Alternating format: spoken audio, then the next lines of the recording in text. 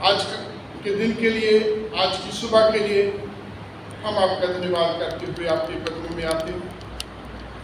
आपकी तमाम भलाइयों के लिए, आपके उपकारों के लिए हम आपका शुक्र करते हैं, आपका धन्यवाद देते हैं, क्योंकि पिता परमेश्वर आप अपनी प्रतिज्ञा, अपने वादे के अनुसार हमारे बीच में उपस्थित हैं और हम आपकी जीवती उपस्थिति के लिए आपका शुक्र करते हैं और धन्यवाद देते हुए अपने आप को आपके हाथों के समर्पित करते हैं। पिता परमेश्वर, हम खाली हैं, आप अपने वचन से हमें भरें, अपना वचन दीजिए ताकि पिता परमेश्वर हम आपके वचनों को समझें, आपके वचनों में बने रहें और अपने जीवन से, अपने कामों से आपकी महिमा, आपके नाम को ऊंचे पे उठाने वाले ढंग से इस प्रार्थना को सुने प्रभु यीशु मसीह के पवित्र नाम में। आज एक बार फिर हमारे सामने पवित्र बाइबल में से मत्ती रचित सुसमाचार का वचन का गॉस्पेल रीडिंग पढ़ी गई है और जैसे पहला मैंने आप लोगों के बीच में वचन शेयर किया था, उसमें प्रभु के वचन में हम पढ़ा था मत्ती 5:17।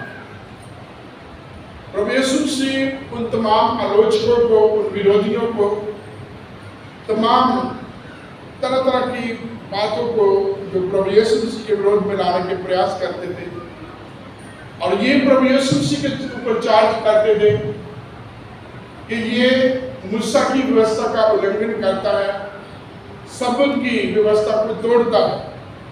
तो प्रभु यीशु मसीह ने उनको उत्तर दिया मत्ती 5:17 में कि ये मत सोचो कि मैं व्यवस्था और भविष्यवक्ताओं की पुस्तकों का आरोप करने के लिए आया हूँ, या उनका नाश करने के लिए आया हूँ। मैं इसलिए आया हूँ कि मैं उनको पूरा करूँ। और आगे प्रभु यीशु मसीह कहते हैं कि एक एक बिंदु भी जो लिखा हुआ है व्यवस्था में, जब तक वो पूरा नहीं होगा तब तक आकाश और पृथ्वी टल सकते हैं, परंतु परमेश्वर का वचन कभी भी नहीं टलेगा। आज का जो वचन है, प्रभु यीशु मसीह नंबर 1 उनसे बातें करते हैं, पिछले समय की बातों को, उनकी ट्रेडिशन को उनके बीच में प्रस्तुत करते हैं। खास करके 38 वचन में लिखा गया है, यहाँ कहा है प्रभु यीशु मसीह ने, तुम सुन चुके हो कि कहा गया था कि आंख के बदले आंख और दांत के बदले दांत, परंतु मैं तुमसे ये कहता हूं कि तुम बुरे का सामना ना करना। यहाँ प्रभु यीशु मसीह जो ये शास्त्री हैं, ये फरीसी हैं, उनके द्वारा एक अपनी ट्रेडिशन जो इन्होंने चलाई हुई है उसके ऊपर उनसे कहते हैं, पहली बात तो तुम सुन चुके हो कहा गया था, क्योंकि ये जितने भी रब्बी थे, जितने भी फरीसी थे, शास्त्री थे, ये सिखाते थे और सुना जाता था और परमेश्वर के वचन को जो है अपने तरीके से जो है उसको बताते थे। और प्रभु यीशु से इसलिए कह के तुम सुने जाते, कोई रब्बी तुम्हें सुनाते थे, तुम सुन चुके हो कहा गया था कि आंख के बदले आंख, दांत के बदले दांत। और प्रभु यीशु से कहते मैं तुमसे कहता हूं कि तुम बुराई का सामना ना करना। या ये कहा जाए कि प्रभु यीशु मसीह कहते हैं तुम अपना बदला ना लेना, क्योंकि बदला लेना मेरा काम है। अगर हम आज भी इस दुनिया में दुनिया की प्रैक्टिस, दुनिया का फलसफा देखें तो आज भी यही हमारा प्रैक्टिस है, यही हमारा फलसफा, टिट फॉर टैट, अदले का बदला। और ये हमें भी अच्छा लगता है कि जब कोई हमसे बात करता है, जब कोई हमारी कमी निकालता है, जब कोई हमें कुछ कहता है, तो जब तक हम एक की चार नहीं सुना लेते, हमारे पेट की गैस भी नहीं पूरी होती है ना। हम अफरे रहते हैं और हम ये सोच के आते हैं कि जो उसने मुझे कहा था, अब मैं ऐसा कहूँगा, ऐसा कहूँगी, ये कहूँगा, और मैं उसका मुंह बंद कर दूँ। प्रभु कहता है हमें अदले का बदला नहीं लेना, जो दुनिया में है हमें वो नहीं करना। रोमियो की पत्री उसके 12वें अध्याय में उसके पहले 2 वचन में हम पढ़ते हैं, परमेश्वर का पवित्र वचन कहता है कि इस दुनिया के सदृश ना बनो, परंतु तुम्हारी बुद्धि के नए हो जाने से तुम परमेश्वर की भली भांति और सिद्ध इच्छा को अनुभव से जान सके। पहले वचन में तो प्रभु यीशु मसीह हमारे उस बलिदान की बात करते हैं, और दूसरे वचन में प्रभु यीशु मसीह कहते हैं, प्रभु का वचन कहता है सेंट पॉलस के through, do not follow the fashion of this world. इस दुनिया के सदृश ना बनो, जैसे दुनिया है, जैसे दुनिया के लोग हैं, जैसे दुनिया की प्रैक्टिस है, उसके जैसे नहीं बनना, बल्कि हमने कैसे बनना है, जैसे फिलिपियों 2 और उसका 5 कहता है। हम सबको याद होगा क्या कहता है, तुम्हारा स्वभाव मसीह के स्वभाव जैसा बनना। हमें कैसा बनना है, हमें मसीह के जैसा बनना, हमें दुनिया के जैसा नहीं बनना। इसलिए आप प्रभु ये कहते हैं कि ये मत सोचो कि मैं व्यवस्था को तोड़ने के लिए आया हूं, नबियों का विरोध करने के लिए आया हूं, उनकी पुस्तकों का विरोध करने के लिए आया हूं, बल्कि मैं उनको पूरा करने के लिए आया। हम दुनिया में बहुत कुछ सीखते हैं, हम स्कूल कॉलेज में, प्रोफेशनल ट्रेनिंग में, अलग अलग जगहों में, सेमिनार और कई और जगहों पर हमने अलग अलग प्रकार की एजुकेशन ली है, और इस सारी एजुकेशन के बीच में हम दुनिया के तौर तरीके सीखते हैं। लेकिन जब हम बाइबल पढ़ते हैं, बाइबल में प्रभु का तरीका है, प्रभु की इच्छा है, प्रभु का एक जो है, हमें प्रभु के तरीके से जो है चलने का हमें परमेश्वर का पवित्र वचन कहता है। हमारी दोस्ती के बीच में बहुत अच्छा चलता है, लेकिन एक कहीं किसी पॉइंट पर आकर के कोई कमी, कोई गलती हो जाती है जानबूझ के अनजाने में,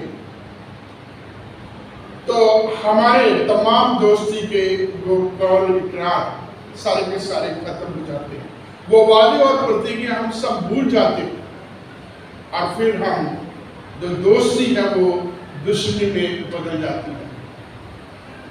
एक बार एक हाथी और एक दर्जी की बहुत दोस्ती थी, और हाथी रोज जब तालाब पर पानी पीने के लिए जाता था और दर्जी की दुकान पर रुकता था, और दर्जी भी हर बार उस हाथी को खाने के लिए देता था, कभी मिठाई, कभी फल, कभी कुछ, कभी कुछ। और जो इनकी दोस्ती ऐसे होती थी, हर बार, हर रोज जब हाथी तालाब पर नहाने के लिए जाता था और दर्जी की दुकान पर रुकता था, और रुकता था तो उसको खाने के लिए कुछ दिया जाता था।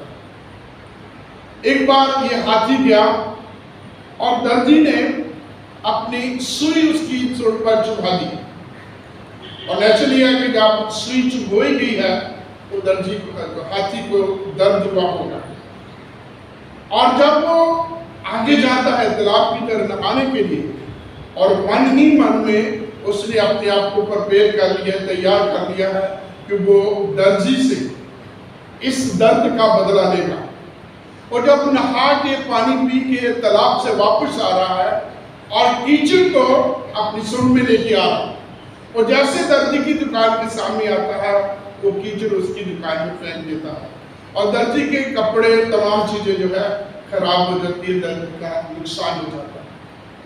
दुनिया में हम इस तरीके से जिंदा, इस तरीके से जीवन व्यतीत करते हैं। ये हमारी जीवन शैली है कि हम अदले का बदला लेते हैं। एक और कहानी है, हमने स्कूल में पढ़ी हुई है, जब छोटी क्लासेस में पढ़ते थे, कि एक जिसका फॉक्स एंड क्रेन कहते हैं, एक जो है बगुला है और उसकी दोस्त लोमड़ी है। लोमड़ी ने बगले को अपने घर खाने के लिए बुलाया, और जब खाने के लिए बगुला उसके घर पहुंचता है तो लोमड़ी ने उसको जो है एक प्लेट में खुले में लिक्विड टाइप का जो है खाना दिया, क्योंकि लोमड़ी तो अपनी जुबान से चाट करके खाती है, उसका पेट भर गया और बगुला नहीं खा सकता। और वहां से बड़े आराम से वो निकल के आया और उसने सोच लिया कि आज जो मैं भूखा आया हूं और आज जो मेरे को इंसल्ट इसने की है मेरी, इसका मैं बदला दूंगा। और जब वो आया कुछ दिन को बाद उसने लोमड़ी को अपने घर में खाने के लिए इनवाइट किया, और जब वो खाने के लिए इनवाइट करता है तो अब बगले ने क्या किया, जो भी उसके पास खाना था उसने जांच में भर दिया और टेबल पर जो है लोमड़ी के सामने रख दिया। बगले की लंबी चोंच है, उससे वो खा सकता है, लेकिन लोमड़ी उस तरीके से नहीं खा सकती। जैसे भी प्रयास किया, जो जितना भी वो खा सकी, उसके बाद बगला से मिला खाना कैसे लगा। तो लोमड़ी ने कहा, आपने जो मेरे से गलती हुई थी उसका आपने मेरे से बदला ले लिया। तो ये संसार में चलता है। कहते हैं कि जब आप किसी को नमस्कार करते हो तो आपको हाथ जोड़ के नमस्कार करता है। जब आप किसी को हाथ जोड़ के नमस्कार करते हो तो आपके हाथ मिलाता, जब हाथ मिलाते हो तो आपको हक करता, आपको जफी डालता है। और जब आप किसी को गले लगाते हो और उसके बाद वो आपको किस करके प्यार करता है, इतना प्यार बढ़ता रहता है। जब आप किसी के घुटनों को हाथ लगाते आदर देते हो तो आपके सामने पांव में पड़ सकता है। और जब आप किसी के स्पर्श करते हो आपके सामने साष्टांग प्रणाम कर सकता है। लेकिन किसी जगह पर आके आपने उस व्यक्ति विशेष के शान के खिलाफ एक शब्द जब बोला है तो फिर असलियत आती है सामने। विश्वास, प्रेम, वो तमाम बातें तब आती हैं और हम भूल जाते हैं कि कभी हम बहुत अच्छे मिलकर रहे, हम फिर अगले पिछले सारी की सारी बराबर करते हैं।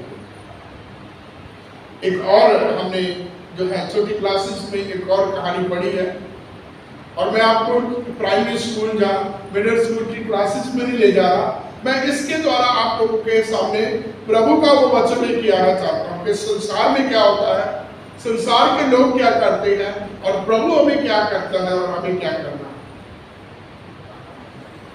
एक और दोस्त थे, गीदड़ और ऊंट, और वो दोनों, गीदड़ ने बोला कि आज मेरा ना खरबूजे खाने के लिए बहुत दिन कर रहा, तो प्रयास कर, क्योंकि नदी के पार जाना है और मैं अपने आप से तैर के नहीं जा सकता, तो उनसे बोला तो मुझे अपनी पीठ के ऊपर बैठा के भेजा ताकि हम खेतों में जाएंगे, वहां हम आज खरबूजे खा के आएंगे।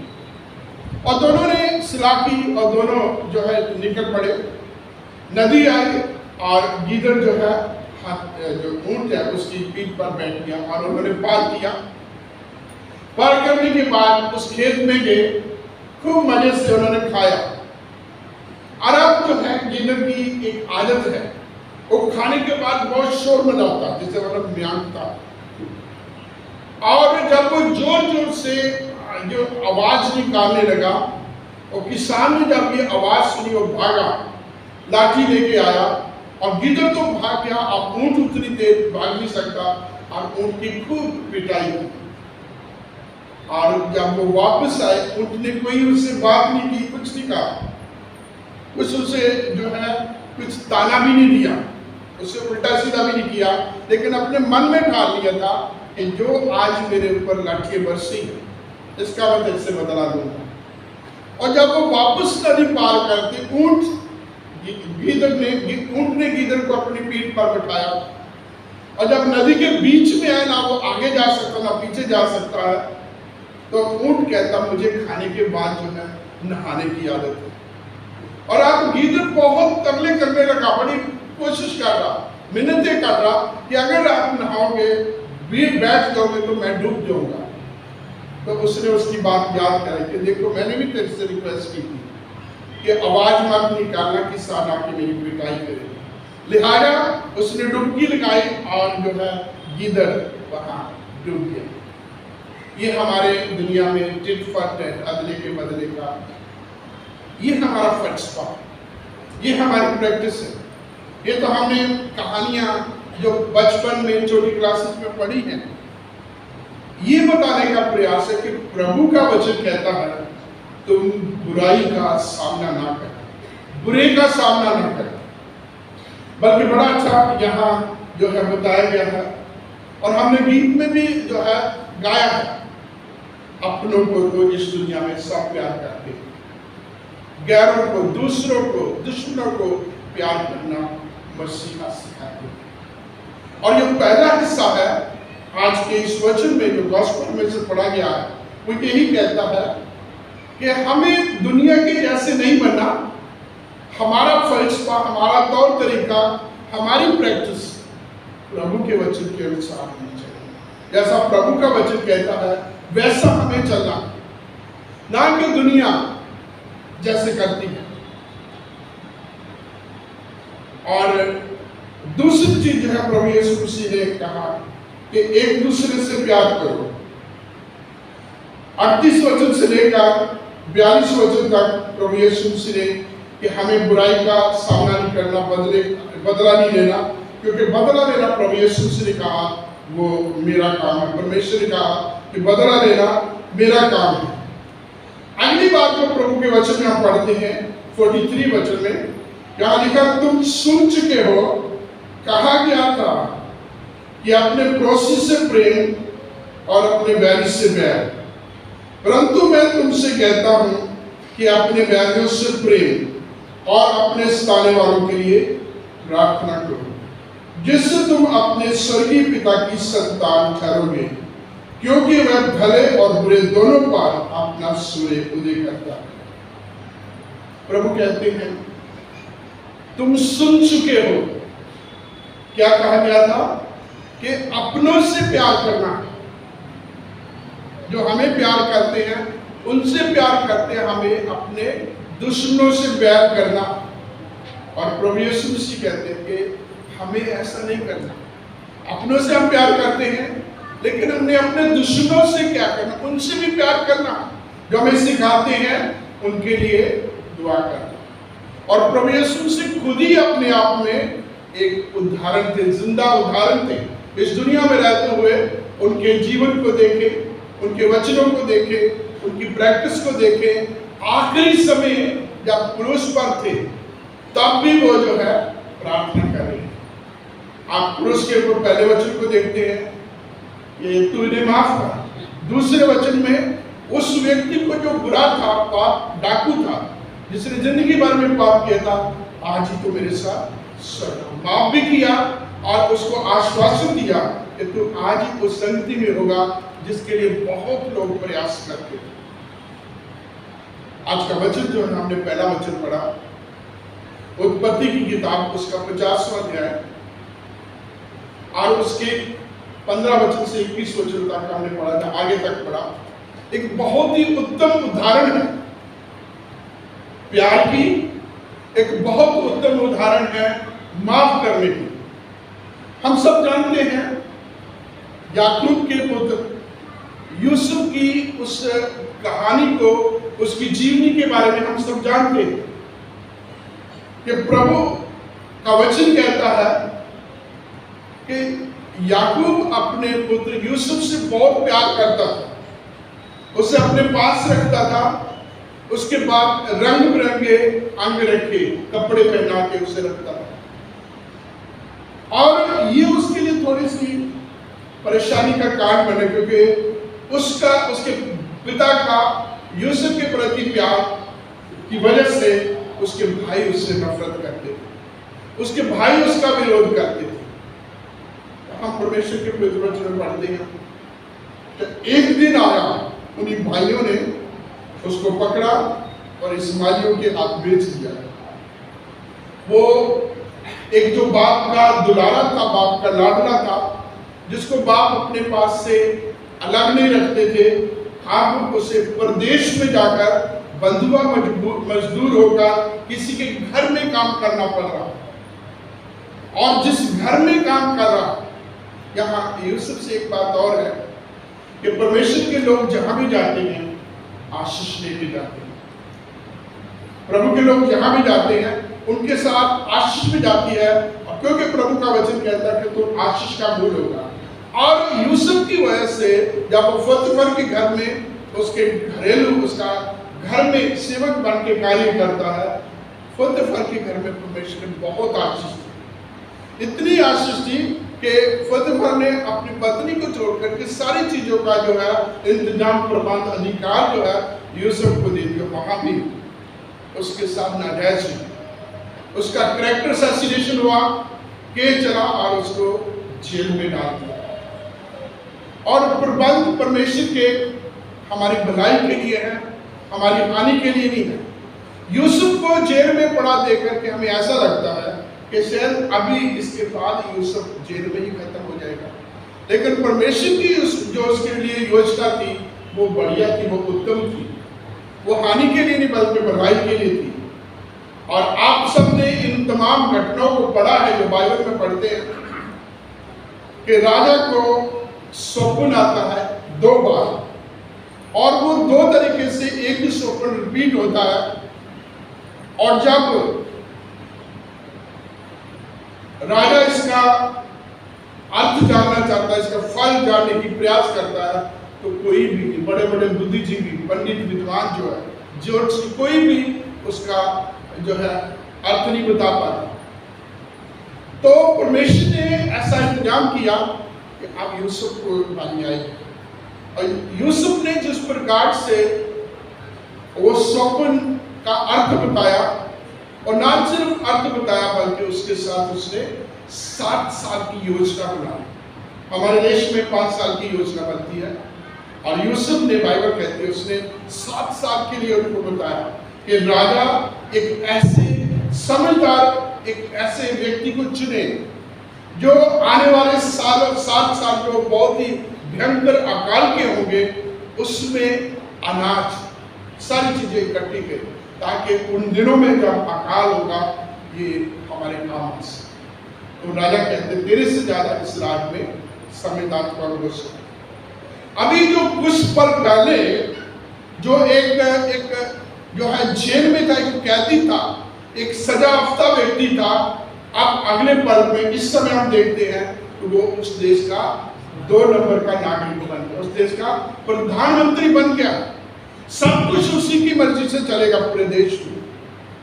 और चलते चलते आप सब जानते हैं, जब अकाल के दिन आते हैं, जब पूरे इलाके से लोग जो है अनाज लेने के लिए यूसुफ के पास आते हैं, उसके भाई भी उसके पास आते हैं, और उसने अपने भाइयों के साथ बहुत ही प्यार से पेश आया।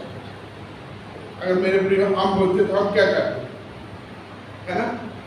हमारा तो यही होता ना, आ गया उन पहाड़ के नीचे, है ना? आज मेरे हाथ में आ गया। आज जो है ये 10 के 10 वापस नहीं जाएंगे, ये यहीं रहेंगे। इनकी वजह से तो मैं यहाँ परदेसी हुआ, इनकी वजह तो मैं जेल में हूँ, इनकी वजह से तो मेरा बचपन, मेरी जवानी सारा का सारा नाश हो गया। परंतु उसने ऐसा नहीं किया, उसने बड़े तरीके से अपना आप उनके ऊपर प्रकट किया। और वक्त आता है कि जब याकूब उनके पिता की डेथ हो जाती है, तो अब भाई डर रहे हैं, अब वक्त है हमारा भाई यूसुफ हमसे बदले लेगा। लेकिन वो यूसुफ के सामने आते हैं, बात को बनाते हैं, भूमिका बना के लेके आते हैं उनके सामने।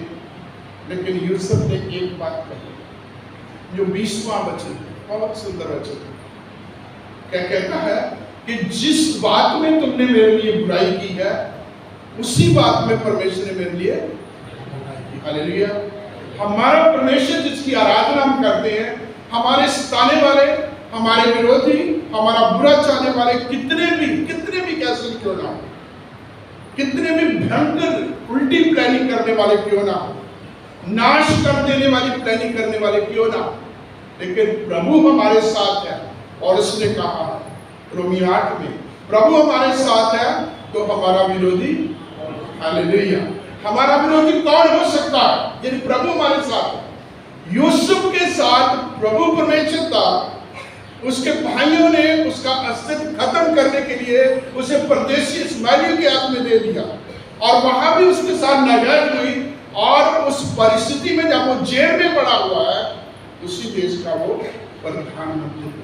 सारे उसके सामने आते हैं, सारे उसके सामने सिजदा करते हैं, उससे रिक्वेस्ट करते हैं, उसकी मर्जी से उनको अनाज दिया जाता है। एक बहुत बढ़िया उदाहरण है यूसुफ अपने भाइयों के लिए। वो आते हैं, गिड़गिड़ाते हैं, और यूसुफ उनसे कहता है, बेशक तुमने मेरे साथ बुराई की, लेकिन डरो मत, मैं तुम्हारा और तुम्हारे बाल बच्चों का इसी रीति से पालन पोषण करता है। बहुत साल पहले एक मैंने प्ले देखा था, उस प्ले का नाम था यूदिया की बेटी, और उसके बीच में जो मेन कैरेक्टर था यूदी अबाजान, विश्वास के लिए राजा ने उसकी टांग कटवा दी। लेकिन एक वक्त उसी राजा की जो बेटी है वो बहुत बीमार होगी, मरने के करीब आ गई, तो चलते चलते ये व्यक्ति जो है यहूदी, जो विश्वास करता है यहोवा परमेश्वर का, उससे मौका मिला और राजा की बेटी के लिए उसने प्रार्थना की, और राजा की बेटी चंगी होगी। और वो लड़की पूछती है, छोटी, जो बहुत छोटी है, कि मेरे पिता तो आपको बहुत नफरत करते हैं, वो आपको दुश्मन मानते हैं, और आप फिर भी उसके साथ इस तरीके से पेश आते हैं। तो बड़ा अच्छा, मुझे बहुत अच्छी उसकी बात लगी वो डायलॉग, कि तेरा पिता मुझे अपना दुश्मन मानता, परंतु मैं उसे दुश्मन नहीं मानता। और यही वसीयत है, लोग, जमाना, दुनिया वाले हमें अपना दुश्मन समझे, हमें किसी को अपना दुश्मन नहीं समझे, क्योंकि हम परमेश्वर का वचन कहते हैं, यदि तुम एक दूसरे से प्रेम करते हो तो इसी से लोग जानेंगे कि तुम मेरे चेले हो। इसी से लोग जानेंगे हम मसीह हैं। मसीहियत मेरे अजीजों इसी नाम से जानी जाती है कि मसीह लोग प्रेम करने वाले लोग। तो एक और उदाहरण है, वो भी बहुत अच्छी है, एक बाइबल के बीच में बिब्लिकल उदाहरण है। आप सब जानते हैं दाऊद और सौल के बारे में। और दाऊद ने जब गोलियत को मारा तो प्रोसेशन निकला, और उस प्रोसेशन में गीत गाया जा रहा, महिलाएं गीत गा रही है, आरती उतार रही है, फूल डाल रही है और गीत गा रही है। सौल ने मारा हजारों में और दाऊद ने मारे लाखों में। और ये लाखों में कहना सौल को अच्छा नहीं लगा, वो जेलसी से भर गया।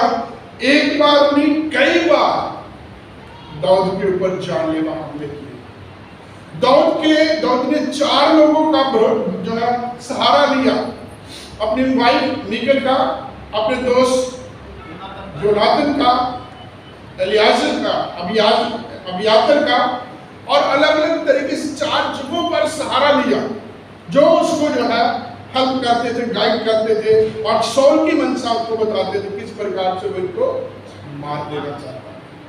लेकिन हर बार जो है दाऊद को परमेश्वर बचाता है, यहाँ तक कि दाऊद को अपना आप बचाने के लिए, अपनी जान बचाने के लिए उसको पागल का नाटक करना पड़ा।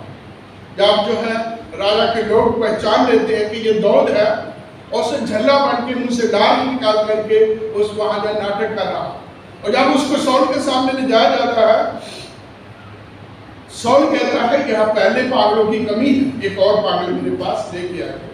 तो जो उसे पकड़ के लेके आए उसी को डांटना, उन्हीं को डांटा गया। तो दाऊद के बारे में आप देखिए, दाऊद को अपना आप बचाने के लिए, जान बचाने के लिए जंगलों में, गुफाओं में, पहाड़ों में, पहाड़ियों में छिपना पड़ता, घर से बेघर इधर उधर। 3 बार उसकी बगावत होती है, और हर बार परमेश्वर से बचाता है। अनेकों बार सौल उसके ऊपर जानलेवा हमला करता है, प्रभु से संभालता है। वक्त आता है, एक बार नहीं 2 बार सौल दाऊद के हाथ में आया। अब दाऊद के साथी कहते हैं, आज परमेश्वर ने तेरे शत्रु को तेरे हाथ में कर दिया, आज इसका काम तमाम हुआ। एक कमेंट्री में मैंने पढ़ा इसी बात के ऊपर कि दाऊद कहता है, यदि मैंने अपनी इन तमाम मेरे साथ जो हुआ है, उसको उसका बदला लेने के लिए मुझे दाऊद से सौल बनना पड़े तो मैं दाऊदी बना रहना पसंद करूंगा। और ये दाऊद ने कहा कि मैं परमेश्वर के अभिषेक के लिए कुछ नहीं करूंगा, उसके ऊपर हाथ नहीं उठाऊंगा। दाऊद ने क्या किया, जब उसको पकड़ा जाता है, एक बार तो उसका कपड़ा काटता है और दूसरी बार उसका सुराही और उसका भाला उठा करके आगे चला जाता है, अलग दूर चला जाता है ताकि सौल दोबारा उसके पास ना। दूर से बुलाता, इज्जत के साथ, ए मेरे पिता, दंडवत करता और उसको बोला, देख आज मेरे परमेश्वर यहोवा ने तुझे मेरे हाथ में कर दिया था, लेकिन मैं तेरे ऊपर हाथ नहीं करूंगा, मैं इस प्रकार से नहीं करूंगा जो तूने मेरे साथ किया। प्रभु का वचन यही कहता है, अपने सताने वालों, अपने दुश्मनों से प्यार करो, अपने सताने वालों के लिए प्रार्थना करो। और ये तो बड़ी बात है,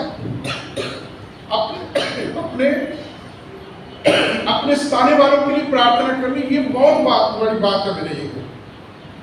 जब अपने दुश्मनों के लिए प्रार्थना करते हैं तो प्रभु हमारे विरोधियों को, हमारे दुश्मनों को, हमारा हानि नुकसान करने वालों को हमारे पक्ष में करते हैं।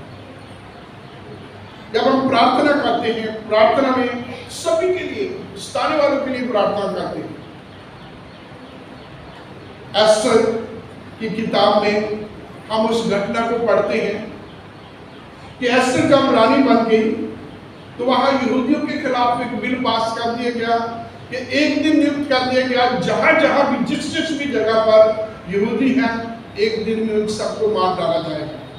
और ये बात मोर्दकिया के पास पहुंचती है और मोर्दकिया ने सभी अपने साथी लोगों को इकट्ठा किया, प्रार्थना की।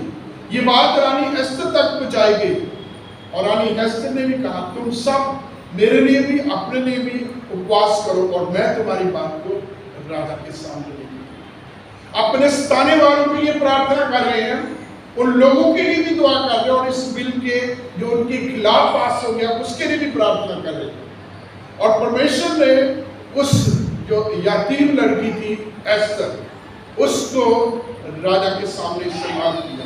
जो बिल उनके खिलाफ पास हुआ था उसको पहली बार उसको रिवर्स किया गया।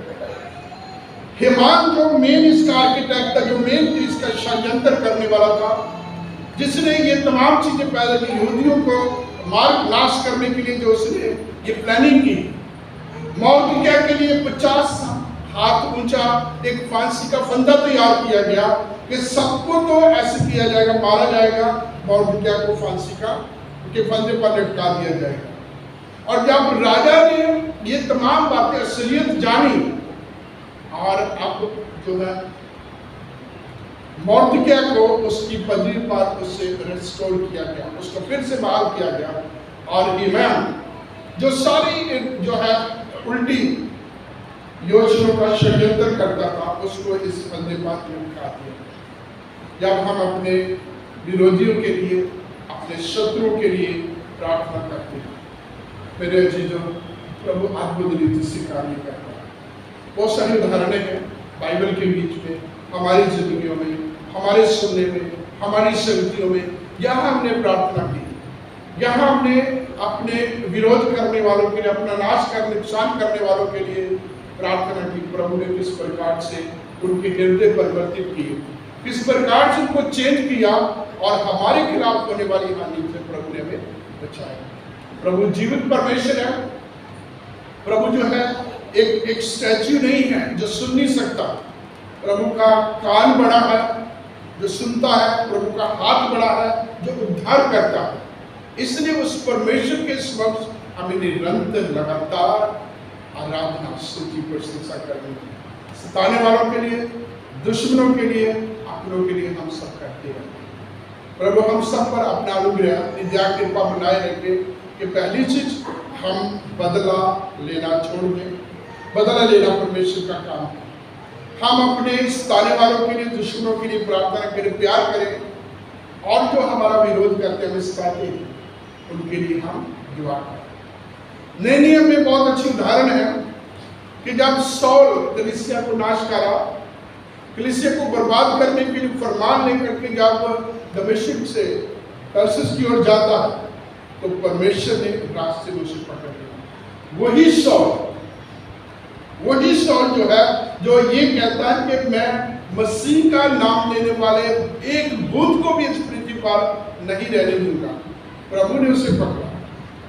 प्रभु ने जब उसको पकड़ा तो वो अब सौल नहीं, अब वो पौल बना और अब प्रभु के लिए कार्य कर रहा, प्रभु के लिए दुख उठा रहा, कलीसियों की स्थापना कर रहा। और मुझे बड़ी खुशी होती है हमारी इस कलीसिया पर बहुत सारे पौल हैं। और प्रभु हम सबको पौल की तरह हमारे हृदय परिवर्तित करे, जीवन परिवर्तित करे कि हम प्रभु के लिए, प्रभु के कामों के लिए हम अपने आप को समर्पित कर सकें। आइए महान सर्वशक्तिमान हमारे दयावान परमेश्वर, हम आपका धन्यवाद करते हुए आपके कदमों में आते आपका शुक्र करते हैं। प्रभु इस समय में हमने बड़े सीधे साधारण तरीके से आपके पवित्र वचन के ऊपर मनन किया। हमने प्रभु जी बहुत बार प्रभु जी गलतियां की हैं, बदले की भावना रखी है। खुदा परमेश्वर, हमने अपने दुश्मनों को नाश होने के लिए प्रभु जी सोचा है, दुआएं भी की है। हमसे जो कुछ हुआ है माफ कर और हम सबको तेरे योग पात्र होने की बरकत की आशीष। हम सब मेरे प्रिय भाई बहन जवान बच्चों पर आपकी बरकत, आपकी आशीष हो, ताकि हम तेरे वचन में, तेरे रूपों में, तेरे विधियों, तेरे आज्ञों में बने रहें और अपनी जिंदगी से आपके नाम को ऊंचे उठाएं। इस प्रार्थना कुछ में हमारे प्रभु और उद्धारकर्ता मसीह यीशु के नाम से आमीन।